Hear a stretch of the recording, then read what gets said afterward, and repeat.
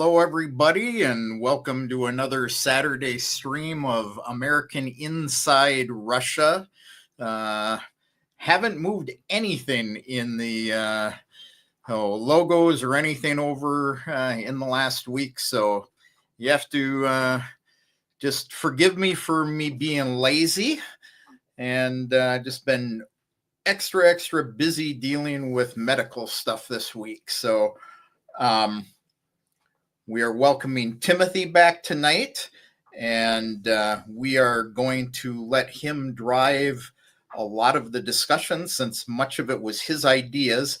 I generated the thumbnail before we discussed the ideas, so if things don't match, oh well.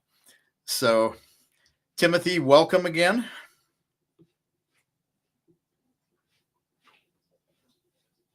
Can't hear you, Timothy. Oh, your mic's muted. Microphone somehow got muted. Thank you for having me. Welcome to everybody here. And I'd like to say thank you to my wonderful better half who's producing us, who enjoys a great big thank you from everybody. And she decided she's a nice, cute puppy who wants a pat. That's a cute one. Indeed. And as a public service announcement, down here, Max appreciates you subscribing to his Telegram channel so you can see his daily training activities of Daddy and Roma and the kind of trouble that his humans are getting into while he is trying to keep us in line. I'm assuming he's busy trying to make sure that all of his humans are being good around him and trying to keep them from getting out of or getting into too much trouble. Yeah. He's doing some redecorating in the apartment, the kvartira. And doing some artistic things and doing some heavy training.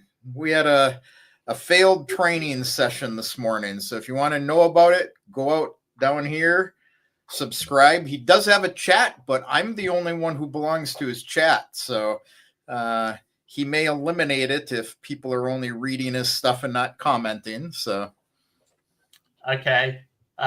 So we'll need to be commenting and watching exactly what Max is getting up to and how he's training his humans.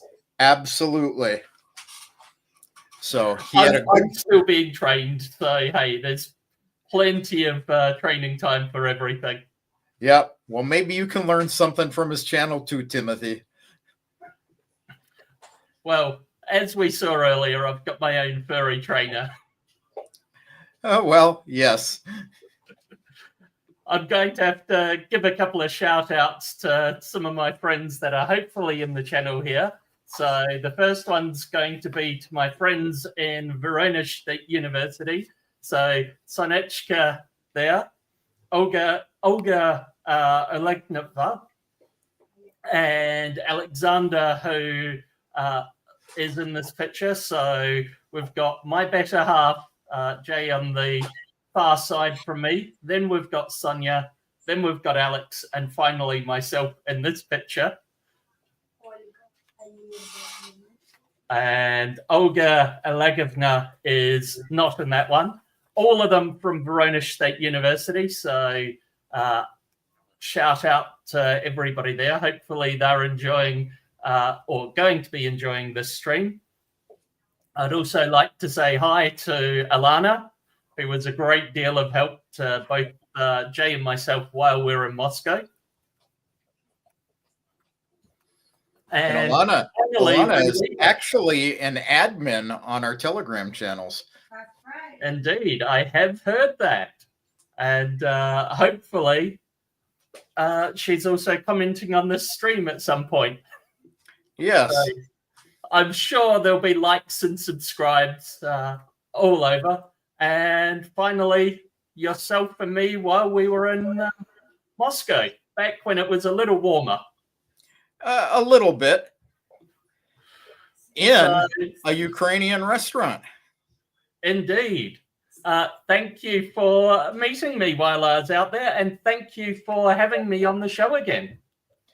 Well, you are back by unpopular demand. Well, hopefully we'll turn it into popular demand one of these days. Yeah, well, you're on the show with one of the three idiots, so. Well, hey. Maybe at some point I'll rise to that particular point. Yeah, actually, you are a popular guest, Timothy. So, thank you. So there's a couple of the audience. Welcome, Georges. I hope everything's good with your family. And Christopher, howdy. We have screens working here, so I don't know. And Jill, hello. Good to see you again. George's Max is doing good. He's down here finishing off his Kong toy, so then he will probably go help Roma with tile. And hopefully then he won't be able to scratch through the tiles or the walls. Yes.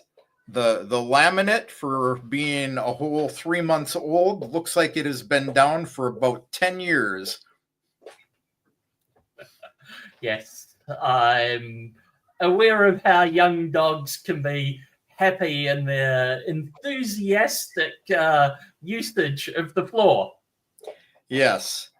And he also has his permanent teeth coming in now, so he's got a double set of teeth and is chewing everything he can get his mouth on. I can imagine that would be painful for him. So good thing he's going to be munching on hopefully some toys instead of some of the furniture. Well, he's eaten some cables off of lamps and tried to eat Ethernet cables, and but in general, he's picking up tools and things that get left around, and he helps Roma pick up the garbage, and of course shreds the pee pads, and he's recycling. Okay. Yeah. So quite environmentally conscious at the moment, or is the recycling just going to, shall we say, water the trees? Yeah. So, okay, well, so yep. I had a whole pile of stuff lined up for tonight. Where would you like to start, Timothy? I would like to start with some of the sanctions that I've heard have happened. The latest EU ones, 19th package, I think it is. So I know it hasn't been going 19 years, so it's certainly quite a few packages coming in. I expect plenty more to be coming through. But for me, this one looks as though it's going to hit everybody quite hard who's wanting to move across. Oh, it's not going to hit us hard at all, because after all, we do not have indoor plumbing in Russia, so we don't care about toilets, and scooters don't work well on the gravel roads that we have here. So you've got gravel roads? I thought it was just dirt tracks. No, they've upgraded. Wow. So, yeah, some of it people are concerned about money. Uh-huh. And in terms of the money, is that the EU ban on being able to transfer anything via the mayor system? So I think, what is it? Istar Bank, Zemsky Bank, Commercial Absolute Bank, MTS, and Alpha directly? Well, this is the interesting thing about the EU sanctions. They sound great, but all these banks have already been sanctioned. They've been sanctioned for several years now. So what effect did it have? Transferring money by the mirror payment system? nobody accepts it other than Russia at this point. So they're sanctioning things that don't affect anybody. How about the SPB system? I'm assuming that's, again, just inside Russia, or does some of the border countries, Kazakhstan, Belarus, etc., were they previous ways in the financial terms? I know that using SPB inside Russia, I can transfer to a Belarusian phone number and a Russian phone number. There are bordering countries that use it as well, but not interactively with Russia.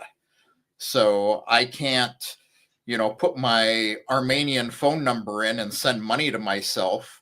I have ways to do it, but, the Armenian bank has put things in place. Other countries have put things in place. So again, it really doesn't affect anybody. Okay. And I believe there was 4 non-Russian banks in Belarus and Kazakhstan that EU has put under this transaction ban as well. As far as I know, yes, but again, I haven't looked into the Belarusian banks, so I don't know, but we have non-Russian banks here that you used to be able to do transfers from certain countries. Okay. Raiffeisen quit doing transfers for US dollars, about a year and a half ago. I know that they were doing some EU transactions, but since last September, they've been not like a month ago, but a year ago, September, they were talking about pulling out altogether. So, I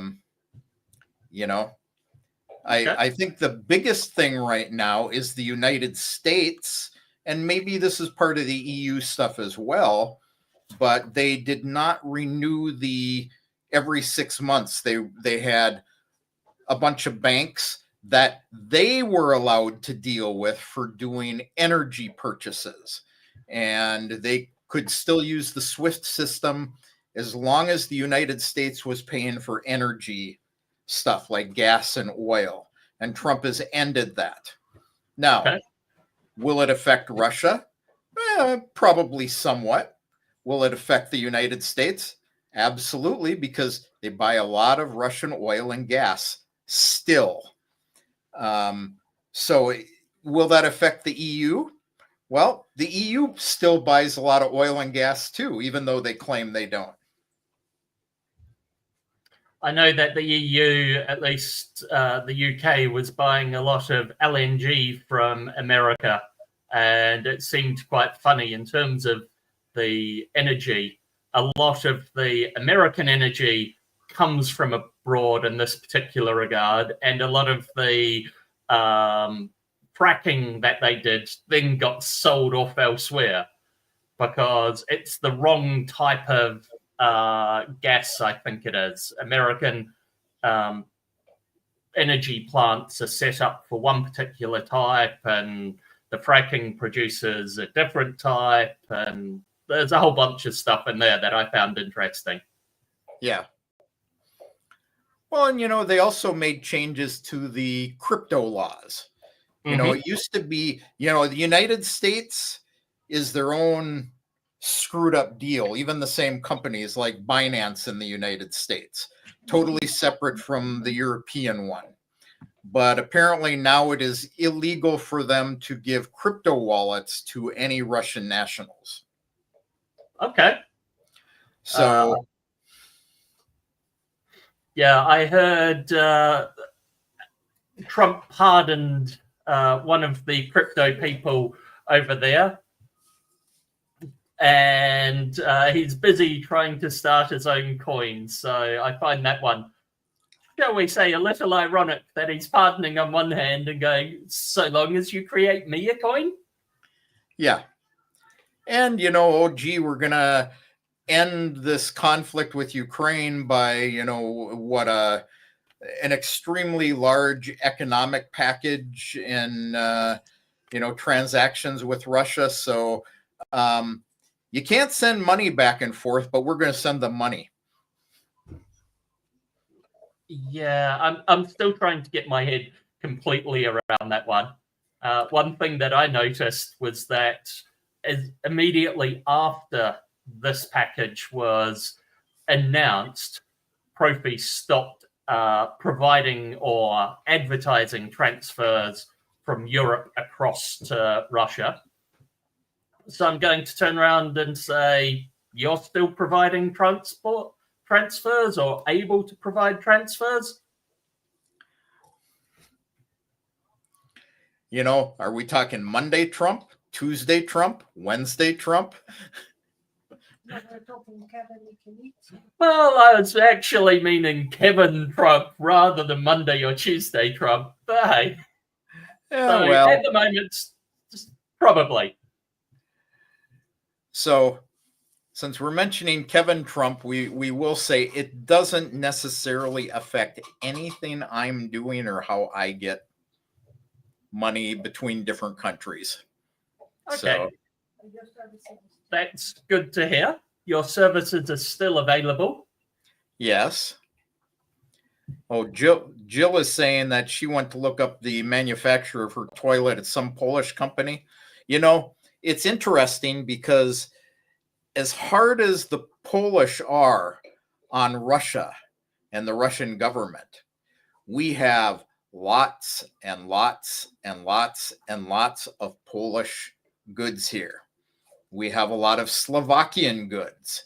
We have a lot of goods from lots of European countries. So, they all ignore the sanctions anyway. Uh-huh. Today I was drinking an American-made Dr. Pepper, Diet Dr. Pepper. Nice to see that we can get that over there. Yeah. Personally, I prefer a bit of Tahoe, but that's just me. Jay went to the Russian embassy here during the week, and I was lucky enough to get some. Hopefully that can be seen. Tarhun, Yep. Or as they call it here, sperm. Maybe not quite, but okay. Yes, my lovely wife told me that here it is called sperm because it makes a man viral and fertile. And okay, fine. So I'll take that one then. I don't want to be thinking about it in any other way whatsoever. Yeah. Yep. I have been told this one, to get it in London, it was about 5 or 6 times the price of what people in Russia would be paying for it.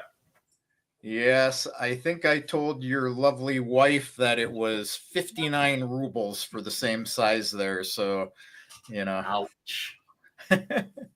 Yeah. So I dare say Dr. Pepper's possibly a little bit pricier in Moscow than it is in, I don't know, anywhere in America. Dr. Pepper and Diet Dr. Pepper are not too expensive because they do produce it in Russia and in Belarus. The flavored ones, I like Diet Cherry Dr. Pepper, and it's pretty pricey. Okay. Costs me about 240 rubles a can. Wow. That's quite a bit compared to how much a can anywhere else would cost. Yes. So one of the things that I was wanting to talk about, it is a couple of years ago now, but there was a Canadian family that had moved to Russia, and they were busy trying to get their money across, and I heard the story of their accounts getting frozen. I understand the accounts got unblocked or unfrozen relatively quickly. Yeah, we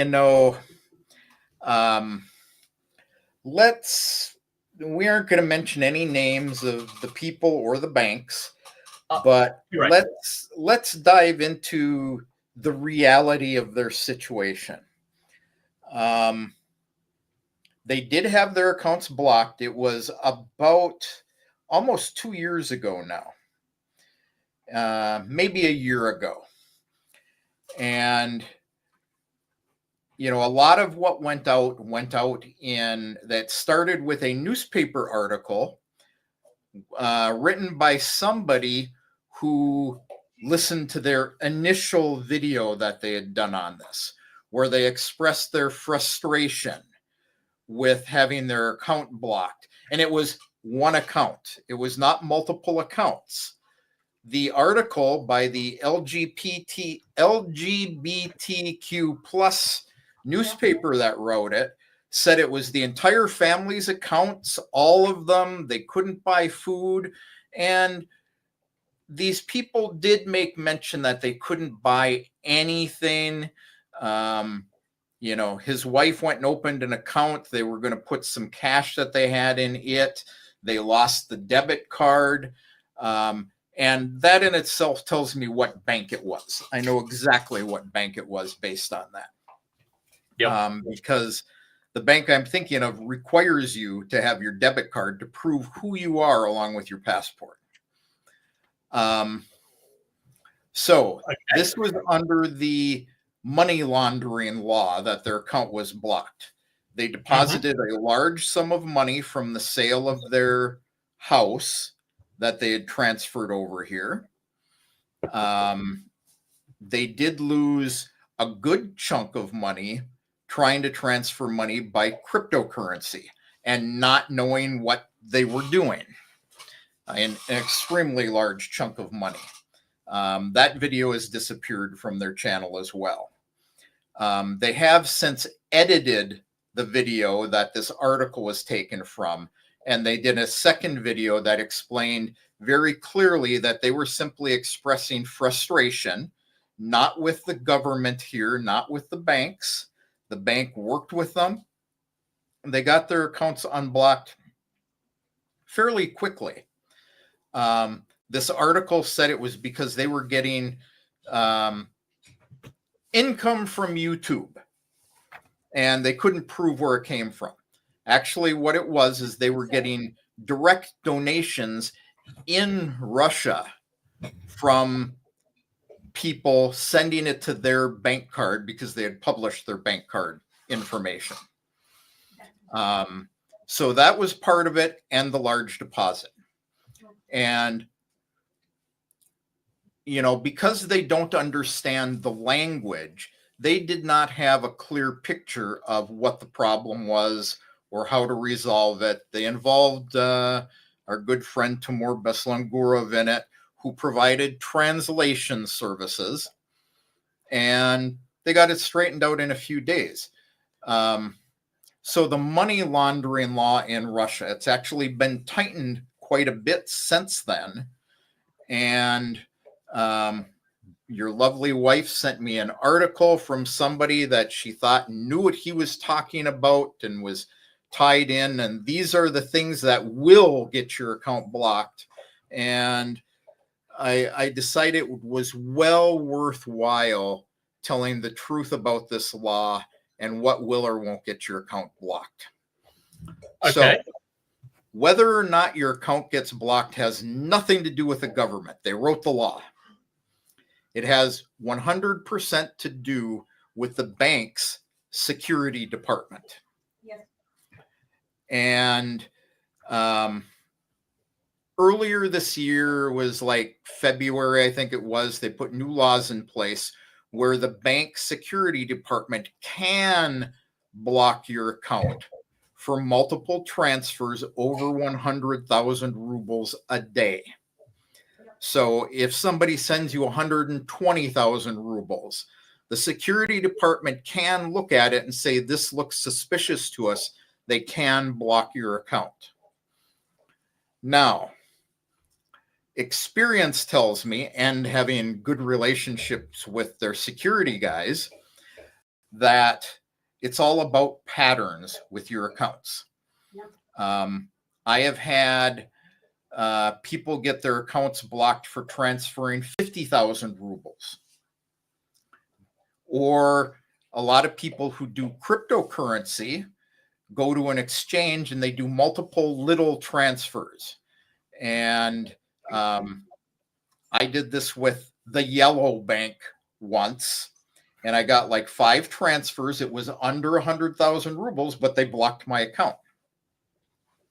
And they held my account blocked for 10 days before I finally said, close my account, send me my money, because I was given good information from somebody in the government that said they can block your account, but if you have another account at another bank in your name and it's not blocked, you can transfer the entire amount of money in that account to your other account by telephone number, SPB, at no charge. So I transferred something like 30 million rubles in one shot and told them, close my account. They said, we will close it if you transfer the money, and we're going to put you on the central bank's naughty boy list. You're an unreliable customer. Well, you can file a complaint with the central bank to have your name removed from the list. And it was actually a misuse by the Yellow Bank of that list. The naughty list is actually for people who are suspected of not being in the country legally, or for transferring money to a neighboring country that you're not allowed to transfer money to, or somebody associated with it. So you can get your name removed. I have people that I regularly, now, most people, when I do large chunks of money, I have the contract, I have their passport information, I have their registration, the whole thing. And I go to the bank, I take cash in. I get cash brought to me. You asked about this earlier, Timothy. Cash is generally better. Indeed. The banks typically don't ask you where the cash came from. They can ask you where it comes from, but only Russian citizens can get cash delivered to them. So I used to do that almost exclusively, and then take their bank account information and transfer it to their account. And I only deal with Sberbank. So I have a pattern with Sberbank. I have some clients where I can go in and I can say, send them 1.5 million rubles to their phone number. And the bank goes, okay, boom, it's gone. And it shows up in their account, no blocks. Because they transfer enough money through me, they have a pattern with the bank. And the security team looks at it and they goes, these are normal transactions. I get lots of little transactions coming into my account from various people, from RooTube, from, through donations. And because I have this pattern, they usually leave me alone. Now, even with me having a good reputation with them and patterns, I tried transferring 50,000 rubles to somebody the other day. It was like a $600 transfer, and they blocked it. But it wasn't because of me. It was because that person did not have a pattern of receiving transactions. So I got the notice. My account didn't actually get blocked. They blocked that transaction, and they put up a screen that said, this is viewed as a potential scam. You can call us and clear it within 24 hours, or you can wait and you can try again tomorrow and maybe it will go through. I usually call them, dial 900. It's not a problem. The Canadians you're talking about, where they went about the process incorrectly, is they went into the bank and tried to resolve it with the ladies at the bank. and you cannot resolve it with the ladies at the bank unless you're a premier customer and you have a personal manager who can call the security people.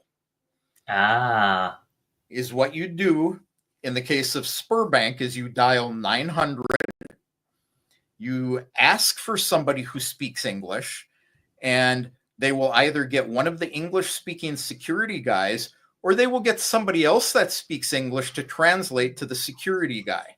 And they will ask you the standard questions. Do you know this person? How do you know them? Have you received any telephone calls asking you to transfer money? Have you received any telegram or WhatsApp messages asking you to transfer money? And if you answer no to all of them, they go, okay, and they unblock your account. Sorry, I'm laughing at that one because what you do, have you received a message to tell them to send money? Yeah, because that's what I do. I'm meant to be sending them this money. They're asking me where it is. It's the questions that the law requires them to ask. Yep. You know, they know what I do. They know I help people, so I don't have issues with them. But they're required to ask those questions, especially for larger transfers. I've had my Sberbank account actually blocked once. Wow. And it was for about 20 minutes. I was at the bank and I tried to I took 1 million rubles out of my account and I tried to deposit it into my lovely wife's account, and they blocked my account. And I got a text message, said your account is blocked, call us. But my personal manager happened to be there watching over me because I had such a large amount of money to make sure that everything was done safely and nobody robbed me in the bank lobby. And she got on the phone with them, called them and said, nope, he's here. He's taking it out of his account, putting it in his wife's account. And they said, okay, no problem. Try again in 3 minutes. So it's all about patterns. It's all about doing what they ask you to do. Call them. Explain what's going on. Ask for somebody who speaks English. Sberbank has people who speak English. Alpha Bank has people who speak English. Tinkoff, the yellow bank, used to have people who speak English. Now they don't for whatever reason. I have had my account there blocked. And like I say, 10 days. And I finally told them, give me all my money, send it to this bank and close my account. And they said, well, we will. They didn't. I still have it. Okay. They sent you the money. You've still got the account. Yes. They removed my credit card, my debit card from the account. So when I went in the app, they didn't show up anymore. And yet I got the bill for the credit card because I charged like 1,500 rubles on it and they wanted to be paid. And I said, well, how can I pay you when the card isn't there? And I got a friendly customer support person who said, oh, the card's there. It just isn't showing in the app. Let me fix that. And she, checked a couple of boxes and magically all my cards appeared again. Okay.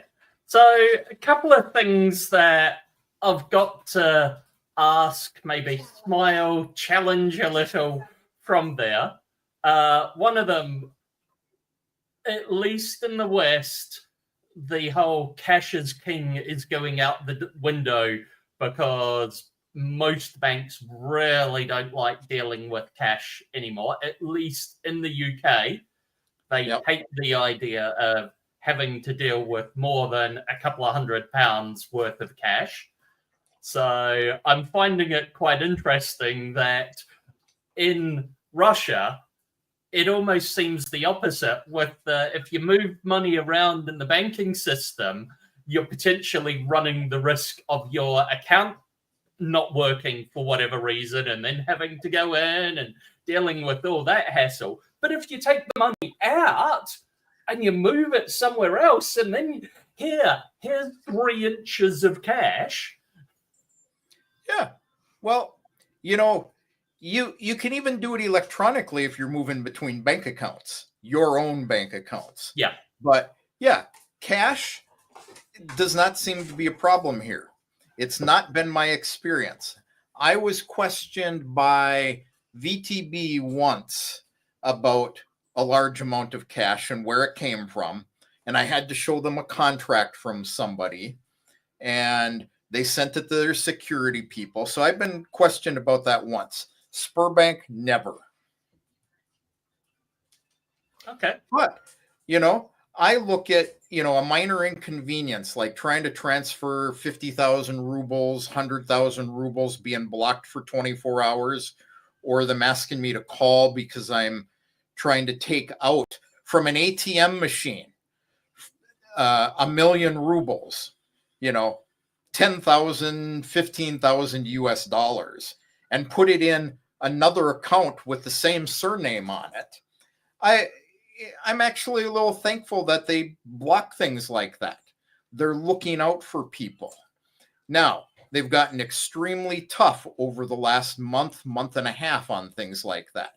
So the smaller the transfers are, unless you have that pattern with them, they're temporarily blocking more and more.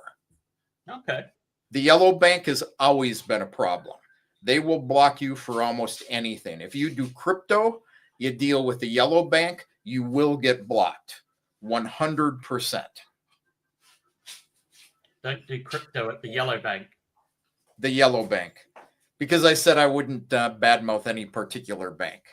I will mention them by name if I have a personal issue with them or if I have good experience with them. But otherwise, they're the yellow bank, the green bank, and the blue bank. And the red bank. I'll learn the rest of the colors later when I get over there. Yes. So now another thing with the Canadians that was obviously something they didn't understand because of the lack of the language is they said, we couldn't buy anything. We couldn't even buy food. They couldn't buy it with their card. Yes. By going into the store and swiping their card. They could, however, go to the bank and they could have withdrawn 20,000 rubles per month.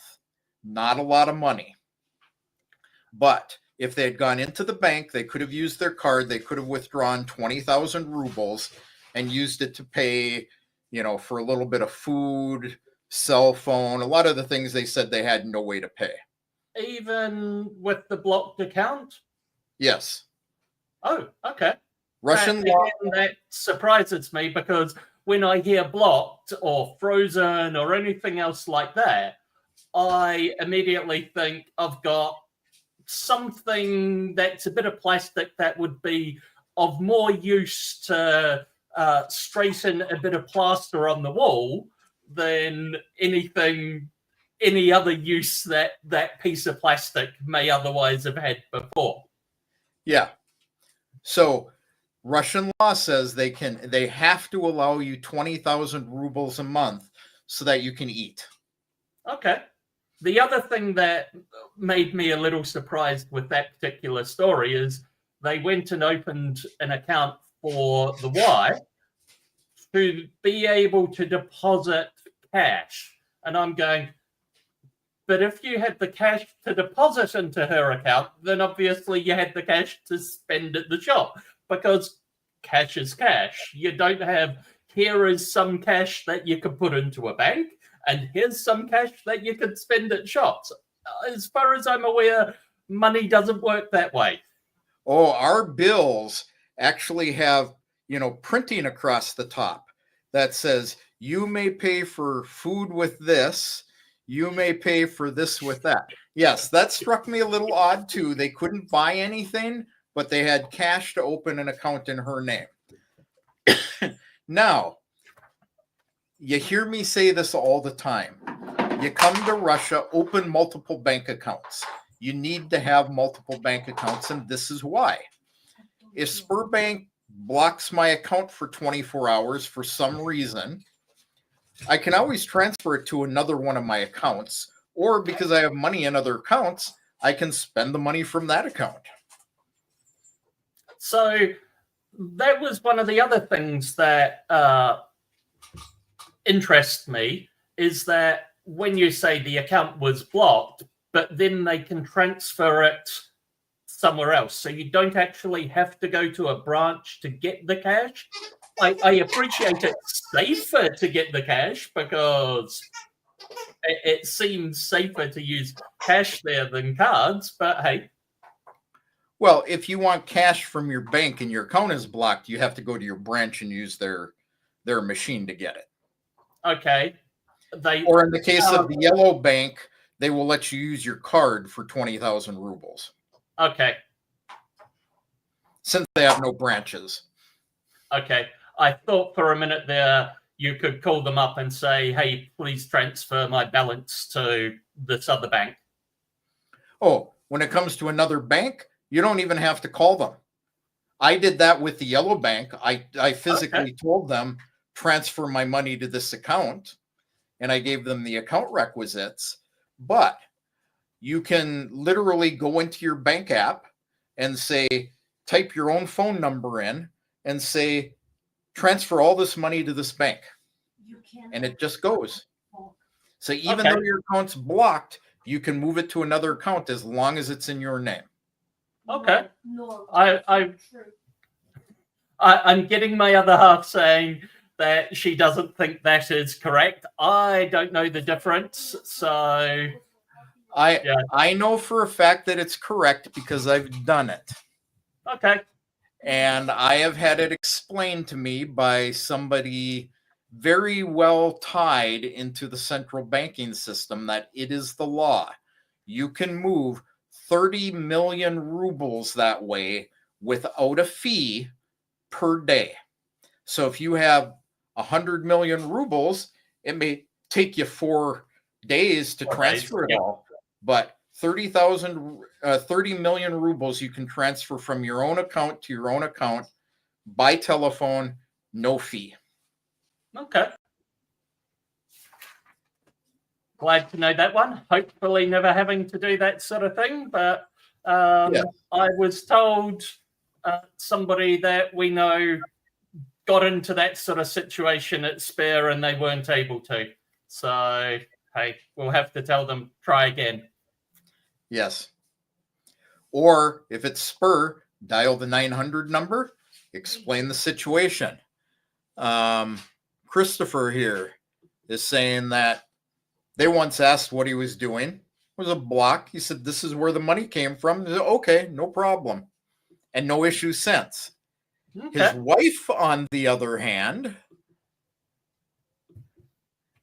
gets blocked all the time. But what does she do? She calls the 900 number. It doesn't. Okay. And it's another. And if it doesn't work, you just have to go to a different bank then. Well, if you can't get your account unblocked, you can either move your money to another bank, but your account remains blocked and you could end up on the naughty list. The best thing to do is just resolve the issue with the security team. They will ask you if it looks like it might be a scam. They'll ask you the standard questions. If it's an unusual transfer for you, like my 1 million rubles to Arena, it looked unusual to them. They questioned it. Simply got on the phone and explained to them, look at the surname, same family. So, okay, not an issue. Sometimes they will block it because they want to know the source of the funds. And this can happen with cash. I haven't run into it other than at the one blue bank. And, you show them where the money came from. And this is why we say, if you bring money to Russia, whether you're here and you transfer it here or you're moving here, bring proof of where the money comes from and a bank statement that says, it was my savings. Here's my savings account and I took the money out of it. That is not proof of the source of the funds. They want to know where the deposit into the account came from. So in my case, I initially thought, yeah, I could do that, but I have to show them that I have a letter from the pension fund that says I get X amount of dollars per month on this day, and I could point at it and say, here's this deposit. I sold the house on this day. Here's the escrow report. This much money, this much deposited. In the case of crypto, it becomes very difficult. It's impossible to prove crypto to the yellow bank. I've been in the situation, it is impossible to prove to them.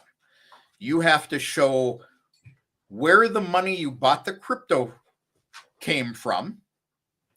You have to show the transaction where you bought the crypto and who you bought the crypto from, the transfer to your wallet and that you own that wallet, and then the transfer to the exchange where you got the rubles from, and then the deposit into the account.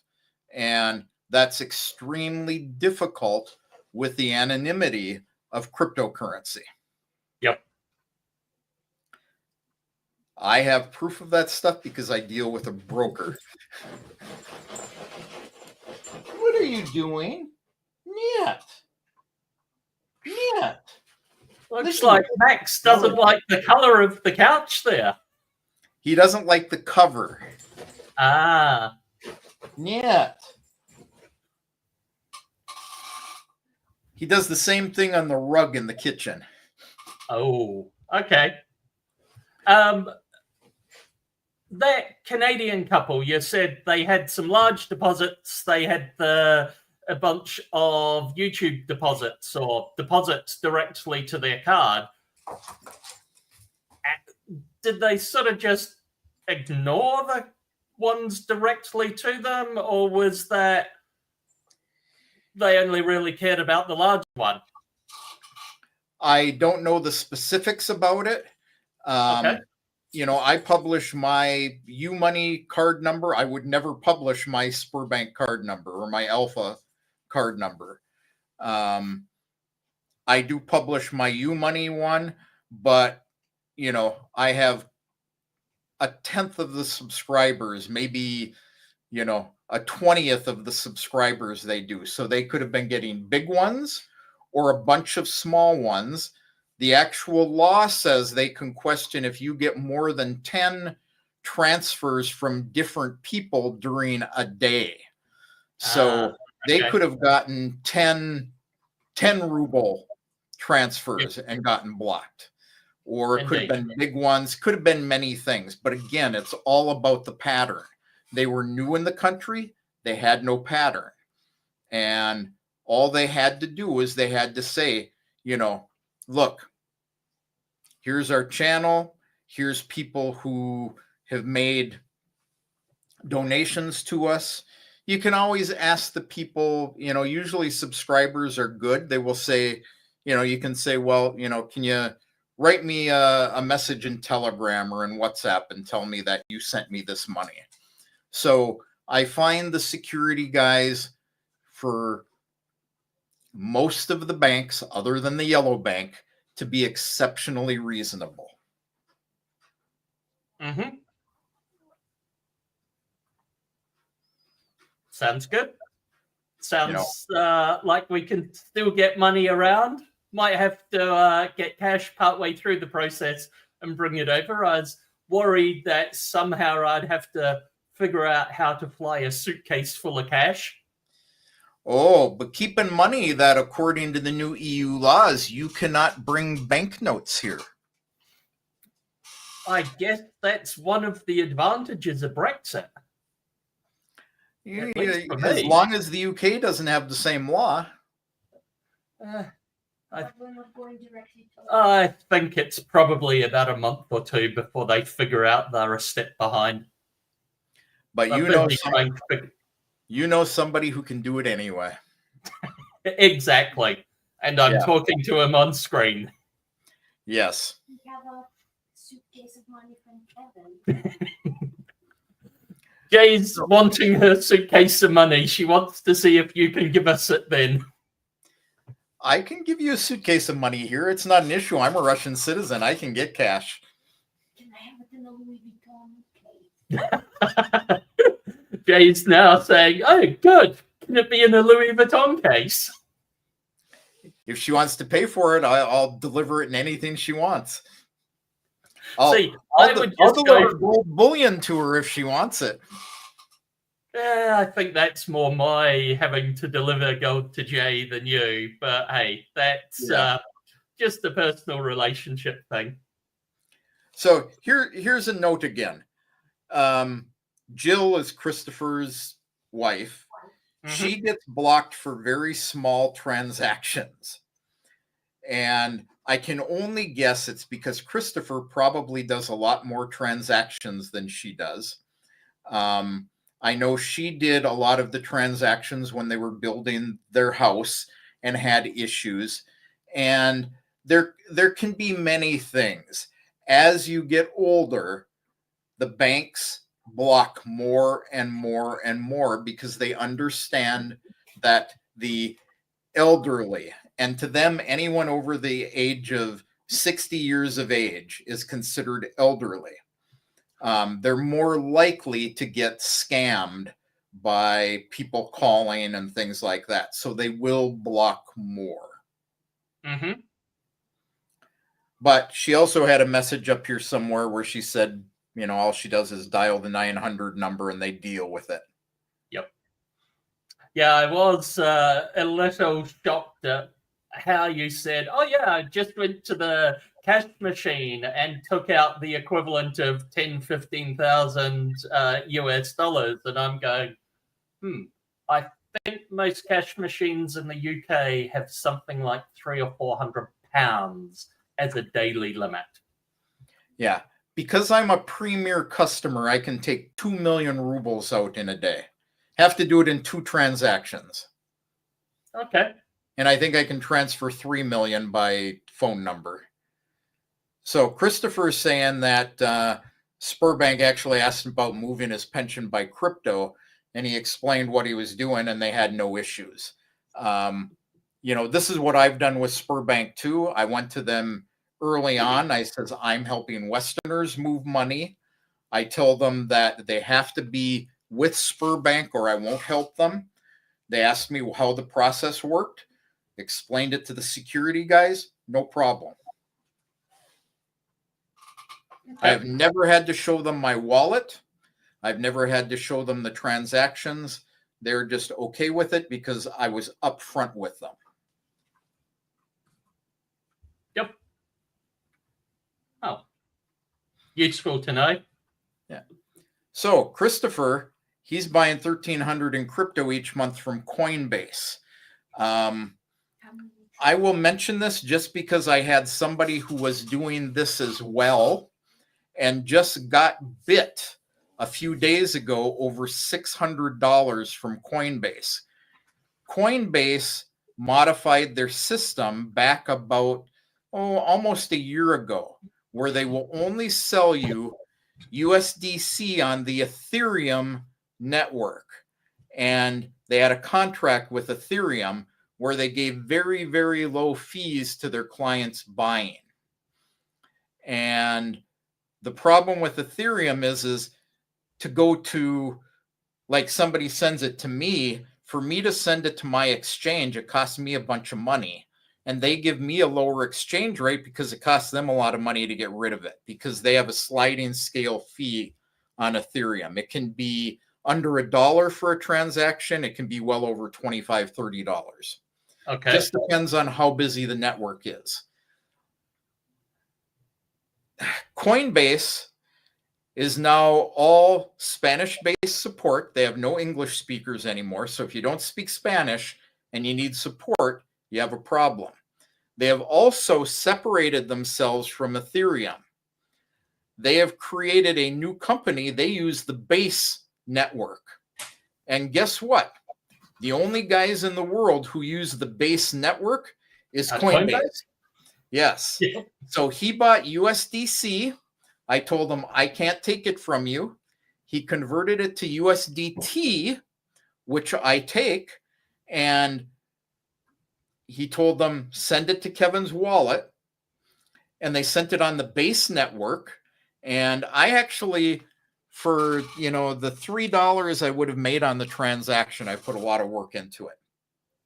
I traced through their own system that their own guys wouldn't do for him, and had to show him where they had sent like 20 transactions in one block, and they all failed because they were going from the base network to the Ethereum network, and they aren't compatible.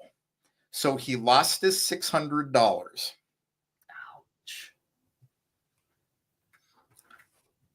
So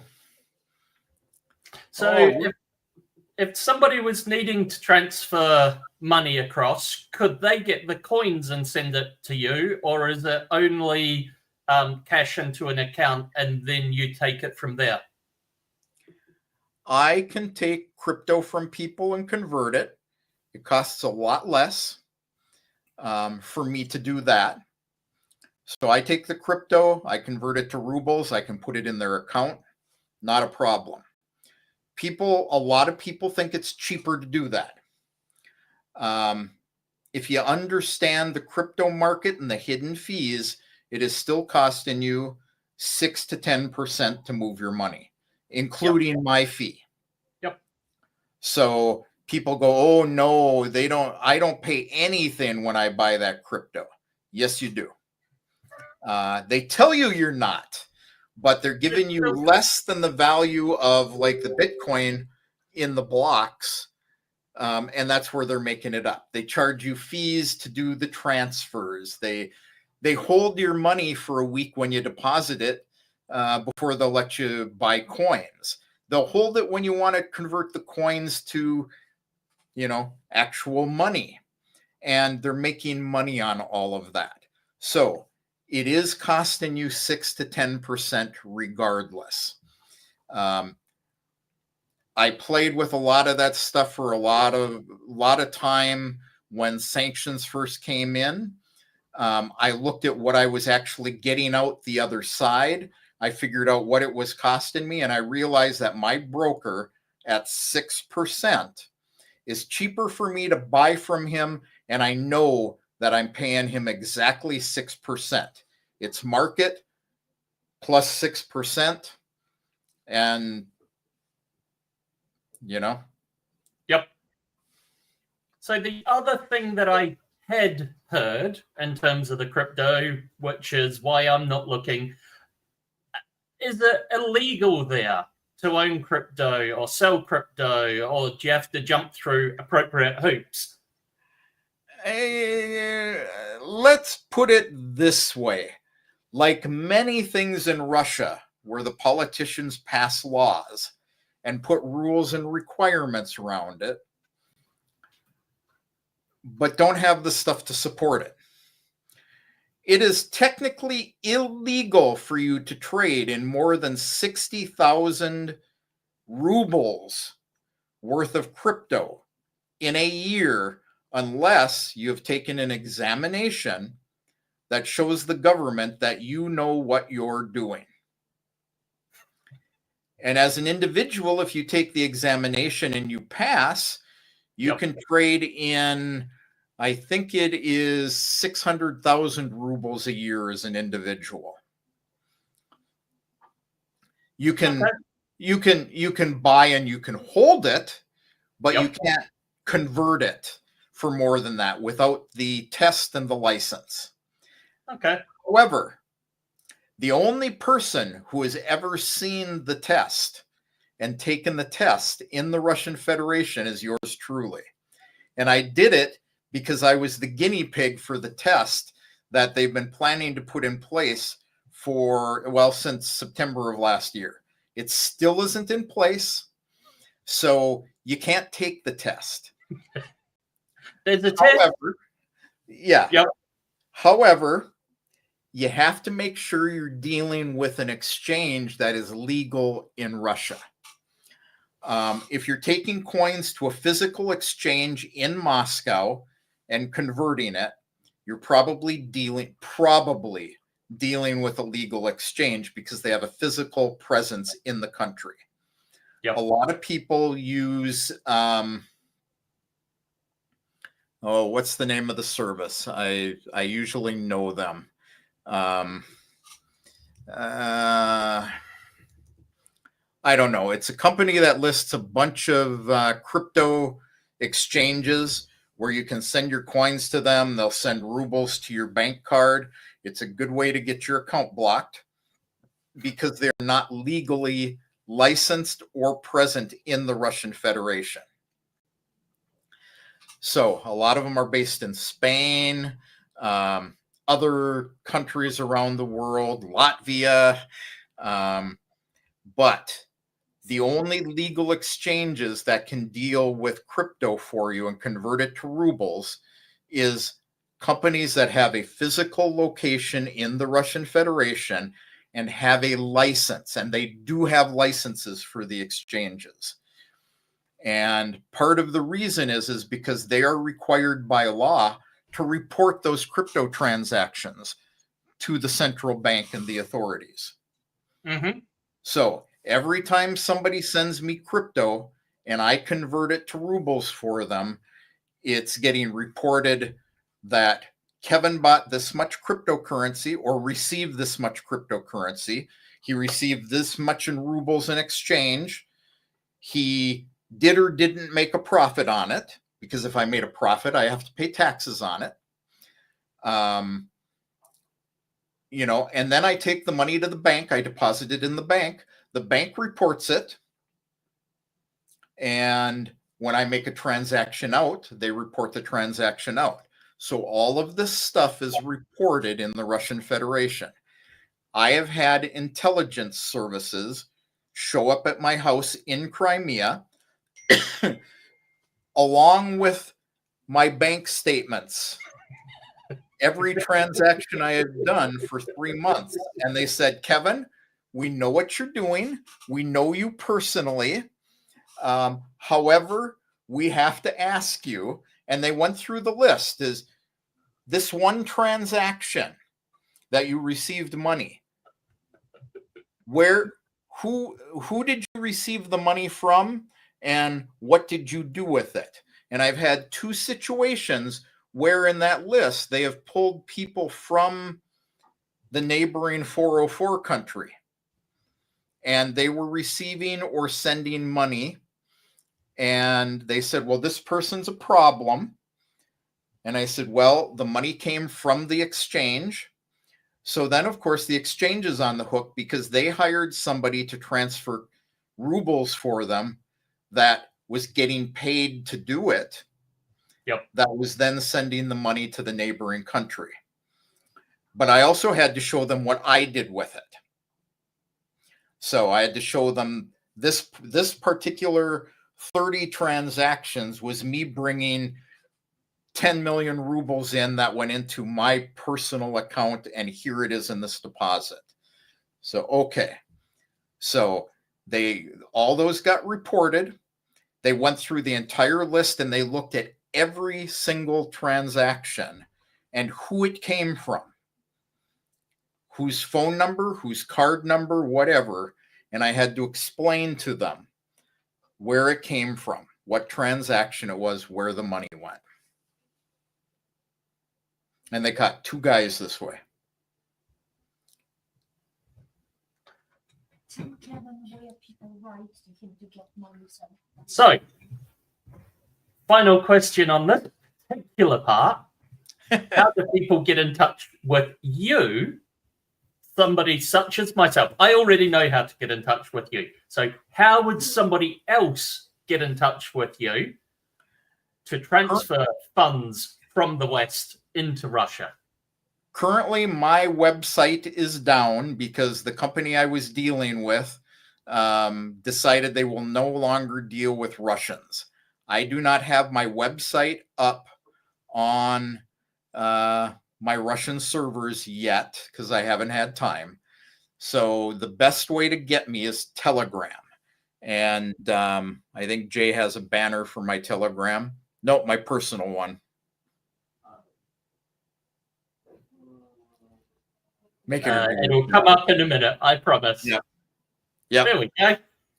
So if you go there, you send me a message.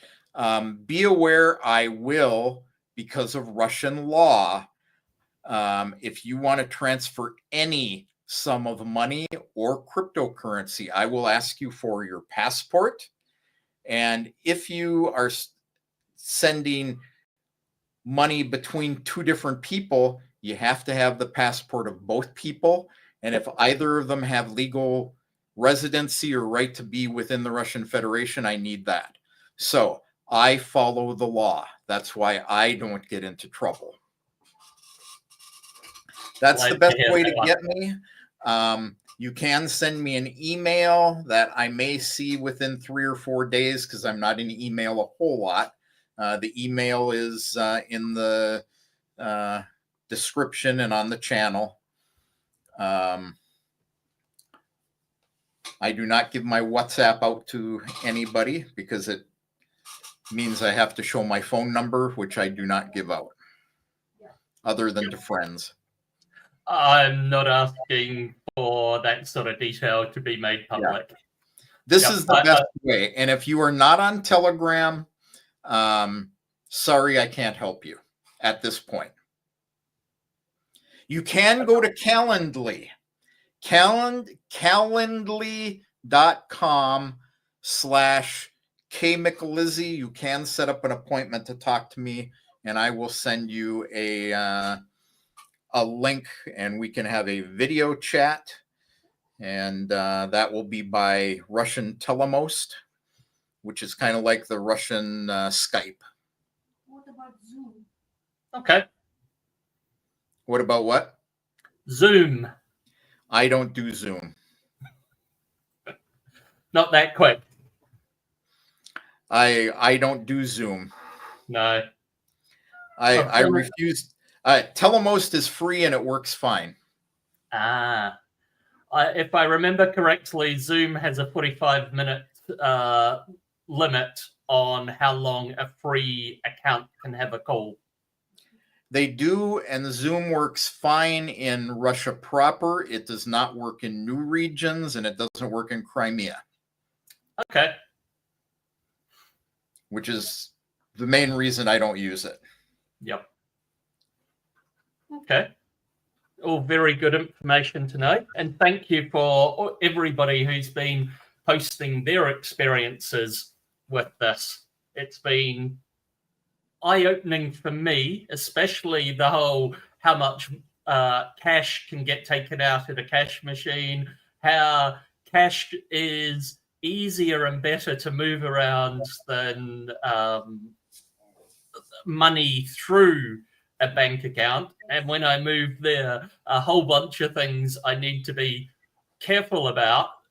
And I'm just talking simple number of transactions on my account, how much are going through per account, what I would consider day-to-day type things. Yeah. So let's address a couple of starred comments Jay has here. Yep. So Christopher, the only thing I wanted to say here is be careful of the Russian service you use. There is a Russian service that was being used by one of the attorneys in Russia, and it turned out that it was a Russian service owned by the Ukrainians, and highly illegal. A lot of the Russian services are sanctioned in the West. So if you run crypto into your wallet and back out through this service, your wallet itself can become tainted, and your wallet will be blocked by many of the Russian exchanges. I've actually had that where I received crypto from somebody who bought from Garantex, which is a Russian service that's actually sanctioned in Russia as well as in the West, because they violated the law. They aren't licensed. Bybit is the big one in Russia. They are sanctioned in Russia. If you use them, you risk having your accounts and your wallets tainted. because they have not met the requirements for their license. They're trying to resolve it. They still work here. You can only do person-to-person transactions through them if you're in Russia, which is extremely risky.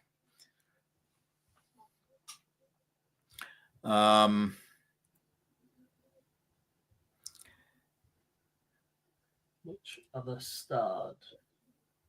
EU only affects euros. Actually, the new law says banknotes. It does not say euros. So people have moved US dollars from there, but the new law says banknotes. So US dollars are included in this law as far as I can tell. Okay. And George's has a totally unrelated question. Okay. Well, some of the other points there I think would be more for another stream for us to cover. I saw in the news that a ferry is meant to be starting up again. It used to be traveling between Turkey and Sochi. Yep. And I believe it's currently scheduled to restart on Wednesday. So that's a passenger and car ferry. So that one, at least for me, sounds interesting that things are starting up again. Hopefully it'll be going. I know that one has been scheduled to restart a couple of times and got delayed. So personally, I'm going to be watching to see that it actually happens. Yeah, they have one that has been scheduled to start operating for quite a while and hasn't yet, to Feodosia, Crimea as well. The good thing about this service, when they did fire it up for a short time, is you can get your car across. The bad thing is you can actually, if you're not bringing a car, you can fly quicker and cheaper. Okay. I've seen how much it costs to fly via Turkey, and as soon as you say flying is quicker and cheaper, then I'm a little concerned on how much the ferry price is going to be. The ferry, when they operated it for that short time, they were charging 30,000 rubles a trip. That's cheap. That's cheaper than what I'm getting quoted on a flight from London via Istanbul to Moscow. That's because of the way you're getting your tickets. If you simply go to Istanbul and walk up to the Aeroflot counter, you can fly for 12 to 15, 16,000 rubles. Okay. To Sochi. Not to Moscow, to Sochi. Yeah. Moscow, I think last time I bought my daughter a ticket, it was about 26,000 rubles. Yep. The only issue with what you're describing is I've then got to come out through immigration in Istanbul, buy the ticket, then go back in through security instead of staying in the transit lounge. As far as I am told, you can actually buy the ticket inside the terminal without leaving the security area. As far as I know. I don't know for a fact because I usually buy my daughter's ticket from Istanbul here online. So you guys have a Russian bank card. You have money in the bank in Russia. I would buy the ticket to Istanbul and then go online to aeroflot.ru. Tell them that you were not in the UK and you can buy a ticket then. But what about your luggage? That you have to carry across with you. Yeah, so you've got to get it from the baggage reclaim, go out. Yeah. Hasn't been a problem for my daughter. Usually I leave her about a 2-hour window between flights anyway. Okay. And the other one I think that we're best to talk about next time would be some of the 702 topics. We can pick that up next time. Maybe I will get our favorite lawyer to join us. That would be interesting. get a knowledgeable answer rather than a couple of people who are following it purely for personal reasons. Yes. So we can do that. This actually appeared on the thumbnail and the description, and I'm going to address it simply because somebody named Al, I'm not going to mention Al's name in Telegram, but it's Al. I mean, it's not Al. There's an L in the name?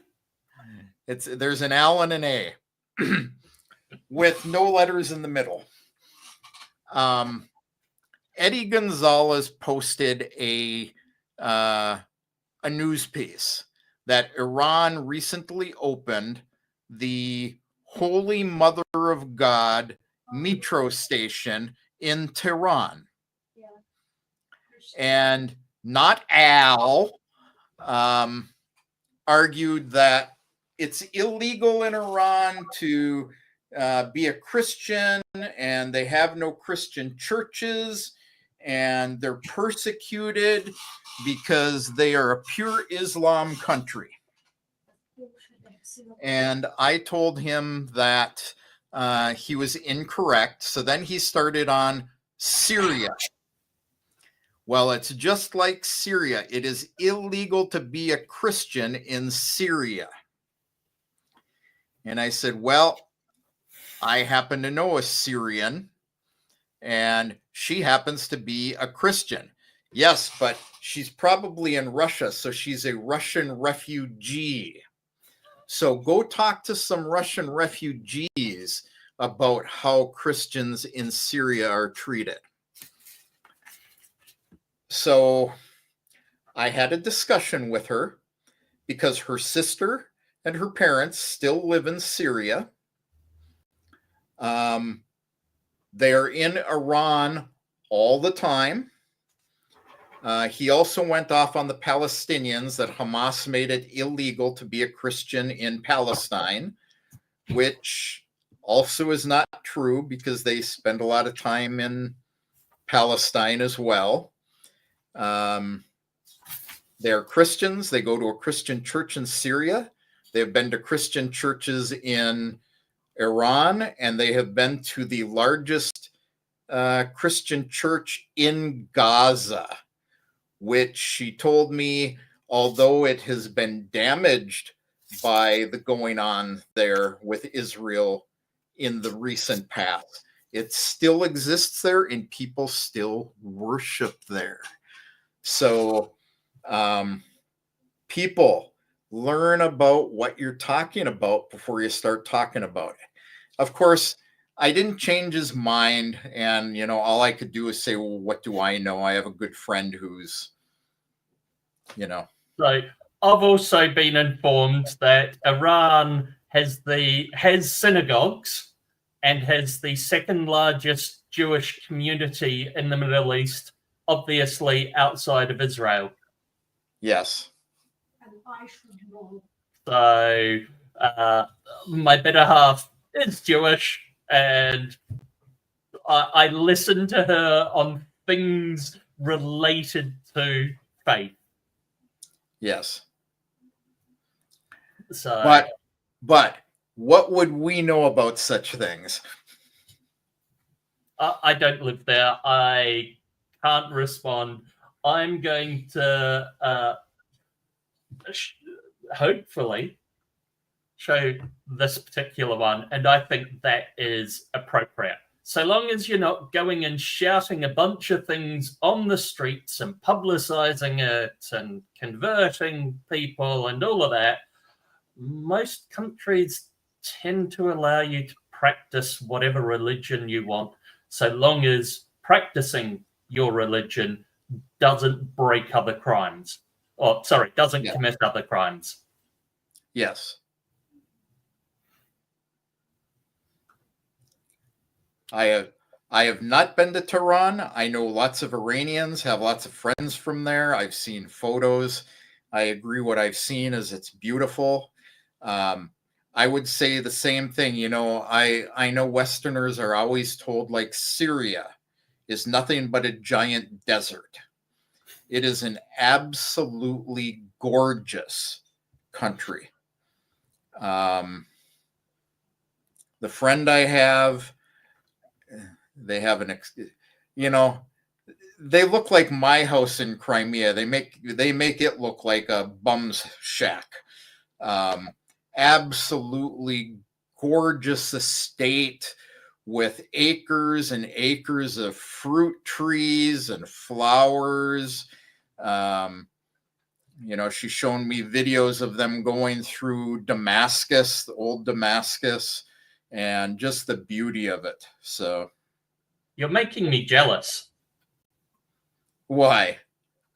Hey, I enjoy the countryside. I enjoy fruit. Yes, I love going underwater. Don't get me wrong on that one.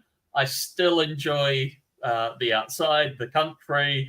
I enjoy going and getting fruit off the tree if I can. Yeah. And you should see the fruit she showed me on their trees. Oh, absolutely wonderful. Yep. And, off of their balcony, you see the orchards, you see the mountains. And like Georges says, they're not too far from the beaches either. So sounds like an idyllic life, or at least an idyllic location. Yeah. Other than the rockets flying overhead and the occasional guys with, AK-47s wandering around and or they're stolen U.S. military equipment. Yeah. You see, I'm from New Zealand. I can have these two conflicting views in my head at the same time, because in New Zealand, Christmas time is in the height of summer. Yeah. So we're going out and having a barbecue, having to put hats on, sun cream, all of this sort of thing, while busy also knowing that Christmas is a snowy time of year. And here are the Christmas cards with the snowy scenes to prove it. So I know Christmas is both hot and cold. Just depends on where you are and what your perspective is. Exactly. Hey, I lived in Florida. I know what hot Christmases are. Yeah, I can imagine that. Yeah, look, it actually is Christmas. It's raining. Yep. Anyway. All right. Well, we have topics for the next stream. Indeed. Say to Kevin that I'm going to the Russian embassy on Tuesday with the 702 people I'm helping. So on Saturday we can have more information. So next week, if I can come back, I will have updates from Jay going to the Russian embassy here in London. There's a number of people going there because they're moving to Russia. They're having their interviews with the Russian consulate. And I believe some of it is related to the 702 program. Some of it may also be related to, I can't remember if it's the countrymen returning or something else, but I know that there's things she's doing related to people and the 702. So I'll be able to give people updates on what happened there, how it went, that side of things. Good. With photos, hopefully. Hopefully. I'll make sure to I'll make sure to ask my better half for this. Yes. Some might say tell my better half to get it, but no, I'm simply going to ask. Good idea. Yep. I find it's better to ask, and she graciously, most of the time, does what I ask, so long as it's reasonable. Yeah. So, couple. She joined and she's watching live on YouTube. Yep. So I'm going to say hi to Alana again, your admin, because she's busy watching on YouTube. Well, good. I know she had a service disruption for a short time, but it picked it back up. So Ilana does a wonderful, wonderful, wonderful, wonderful job for us. And we will have her on the show. Good. She's a wonderful friend to both Jay and myself. So thank you very much to all the advice that she has provided to us. Thank you to you, Kevin, for the advice you've also provided to us. Glad to. I want to answer two things. George's, I've got your last question here. I had your other question starred from earlier in the show. I was going to answer it. And I don't know if I did or if I just unstarred it accidentally. So if I didn't answer your other question, ask it again quickly and I'll answer this one. Where did I live in Florida? I lived in Orlando, Lake Worth, West Palm Beach, and Fort Lauderdale. So I think my favorite was probably the Lake Worth, West Palm Beach area. Although I worked in Fort Lauderdale for a company that did television broadcast tape systems for TBS, which was interesting work that always ended on Friday evenings with the director taking us to Hooters for beer and wings. The family restaurant that went belly up because they decided to not follow traditional values, shall we say, and embraced the up and coming communities that,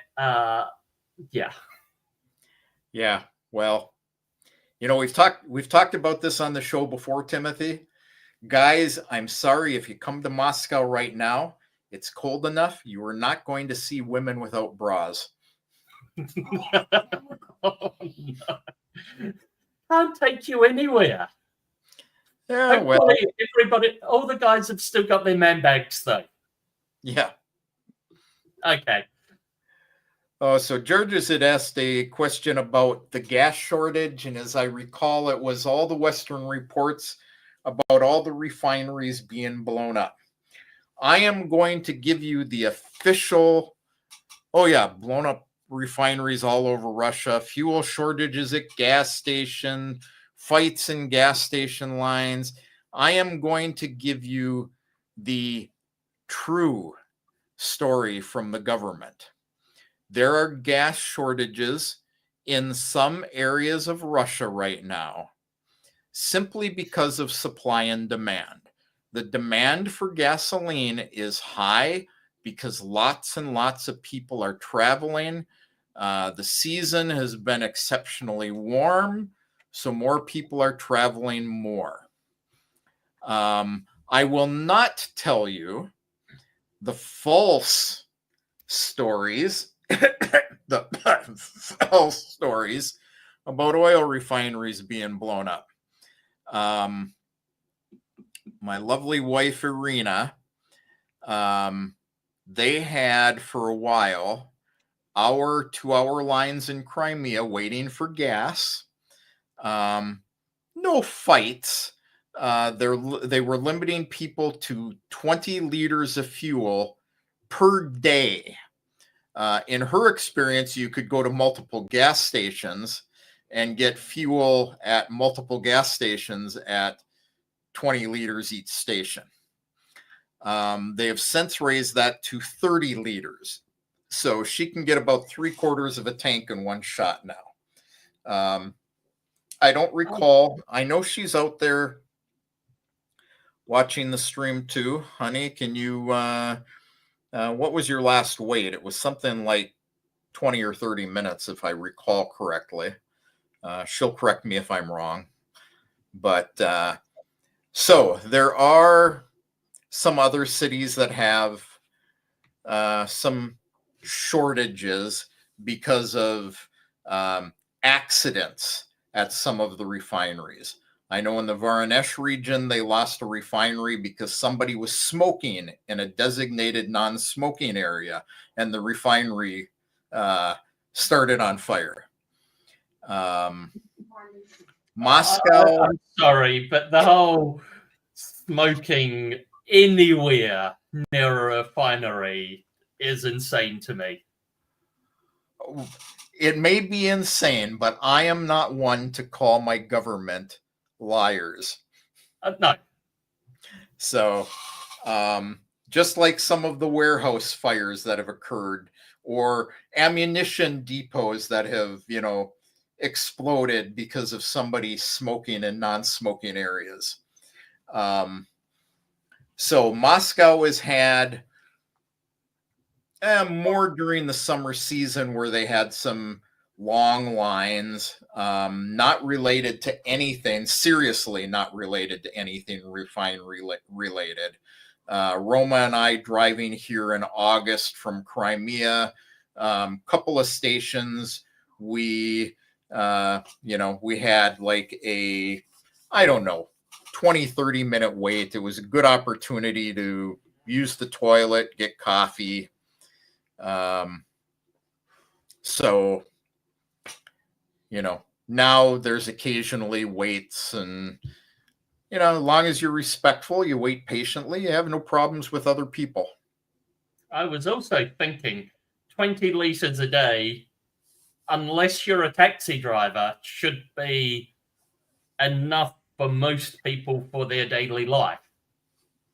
Yeah. But, somebody like me, I like to keep the tank full. Of course, I refill at about half a tank or a little more. So, and I've got a 46-liter tank. So, 20 is plenty for me. But like Irina would go to Simferopol to the doctor and back. And, for her, that's a tank of gas.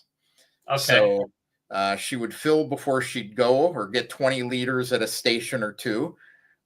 She would buy gas in Simferopol, come back, buy it when she got back. You could get more than 20 in a day. It's not like they were, entering your license plate into a database, but. And I would imagine at a number of petrol stations, the same person's not going to be working all day. If any other petrol stations to go by, normally they have people that are there at the beginning of the day. They finish, I don't know, somewhere around lunchtime. Then they've got the next people coming in on shift. My experience in Crimea is if they even have somebody pumping the gas, or if he's not off having lunch or smoking, and I have seen people smoking in the petrol stations. Yeah. But usually the attitude is they don't care. It's money. Now, the thing that they've always had petrol, but you may want to buy 92 octane, and all they have is 94 or 94 plus. And it was amazing when Irina was buying fuel, all they ever had was the 95 plus. The most AKA the more expensive. Yes. They were never out of it. And maybe the 95 octane wasn't burning quite as well as it would normally burn. Maybe. I don't know. It's usually what I buy. It was my car says 92, but it was recommended I buy the 95, so I buy the 95. Personally, I've noticed the higher octane, as much as it costs more, normally you get more miles per gallon as well. So it tends to be swings and roundabouts. Yeah. I don't know what they've added to the 95 plus, but I see no difference with it other than, about a 30 ruble difference per liter. I know over here, and I'm quite sure in America as well, it's not what they've added to the higher octane, it's what they've added to the lower octane. Mm-hmm. And that tends to be more on the ethanol and the other biofuels and other elements or other liquids like that. Yeah. Or water. It doesn't mix as well. Yeah, it doesn't mix as well, but hey. Yep. Okay. Ooh. Yeah, Georges, the plus is the 30 rubles. 95 plus 30, yes. The surcharge. Yes. Yep. It actually makes me think, I was ordering milk today. And if I buy 950 milliliters, it costs me 94 rubles. If I buy a 190 liter bottle, so twice, it costs me 209. And this is common in Russia. If you buy a bigger quantity, it actually costs more than if you buy multiple of the lower quantity. Keep an eye on things when you buy here. Yeah, I did notice that when I was over there, because coming from the UK, I'm so used to most prices. If you buy it in the larger size, it'll be cheaper per unit volume. So I bought rice just a couple of weeks ago, and that was the first thing I've noticed in quite some time where the price per kilo of a 1 kg bag was the same as a 2 kg bag. Yeah. But apart from that, normally it would be something like the 5 kg bag would be a couple of pence per kilo less. Yeah. Well, if you buy the double size milk, it costs you an extra 27 rubles. It's for the convenience factor. Yeah. Convenience of it going off sooner because you've opened the container. Yeah. And yeah, that's about it. Okay. All right. Thank you very much. Good night to everybody that's been busy listening to us, hopefully laughing along with us at some things, and certainly getting a lot more informed about things. I know I'm more informed, more knowledgeable at the end of this stream. Thank you very much. That's the way it should be. So yes, thank you all, Timothy. Thank you for coming. Leave some comments down below and let us know how you think Timothy's doing on taking over some of the reins here. And remember to like and subscribe. Like and subscribe, yeah. Yeah, down that way somewhere. It's weird because I'm normally expecting on the other side, but yeah, I should really mirror the camera. That way I could point to the correct side. Georges, thank you. And like I say, I hope your family's doing okay, buddy. All right. Well, thanks, everybody. Also got to say thank you very much to Jay for producing this. Yes. And she keeps us in line. We have a private chat. She can send us messages in. So she pinged me at an hour, 35 minutes and said, time to wrap it up. That was almost 5 minutes ago. So, all right. And if I don't graciously do what my better half asks of me, then I'll be in the doghouse. Yep. All right, everybody. Thanks for coming. See you next week. До свидания. С чего начинается Родина? С окошек, горящих вдали, со старой отцовской буденовки, что где-то в шкафу мы нашли. А может, она начинается со стука вагонных колес, из клятвы, которую в юности ты ей в своем сердце принес.